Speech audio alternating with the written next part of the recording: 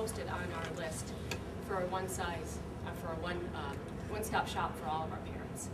And the one thing they ask me all the time is, how can the media consistently say that, and if this has been covered earlier because I came in late, sorry, how can they consistently say that mercury is out of the vaccine since 2001 when the FDA's own website says it's still in some of the childhood vaccines? And frankly, personally, I don't think it's... Yeah. And I don't think, personally, that they've changed their manufacturing practices, possibly just the packaging. That's my own personal opinion. How can they consistently say that it's out when it's not? That's the most inaccurate statement possible when the sites that they go to, the CDC, the FDA, where they're getting the other side of the story, they say plainly that the mercury is still in some of the vaccines. To me, the most concerning thing is actually that pregnant women are a target group for the flu vaccine. And the flu vaccine, 90% of them contain mercury. And so an in utero exposure to the same microgram dosage of thimerosal is far more dangerous than the infant doses. And it's and so it's obviously wrong.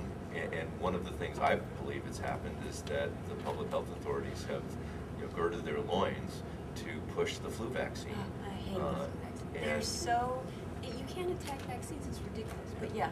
And so that deliberate misrepresentation is part of the marketing campaign for flu, and it becomes part of the greater good, public health, be a civics, be a good citizen, to get your vaccines to protect grandma,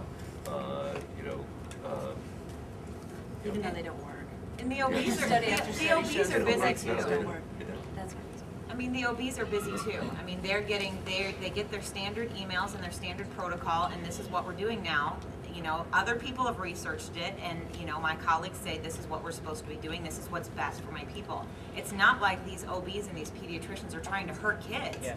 I mean, most of them just don't know. They're doing so many things at once that they just follow. Well, not that they're not at fault. I'm not saying they're not at fault. What I'm saying is that, believe it or not, they're too damn lazy to read the research. well, maybe some of them They are. don't read it. They say the CDC and the American Academy of Pediatrics over there in Elk Grove says vaccines are 100% safe. There's no mercury. Blah blah blah. Well, listen, we've all been through that. And I look at them and say, you guys are full of crap. This is why the performance of the press is so important. This is a policy decision. The policy decision to enforce immunization mandates is a political choice that is then backed up and requires to execute near 100% compliance. There is no other product in the entire civilized society in a free and open market that every consumer must consume. This is the one. It's an exception.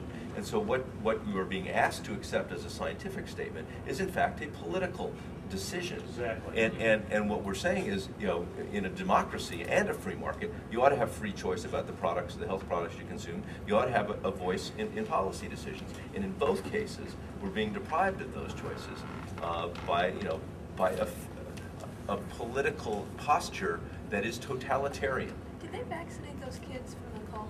I don't know.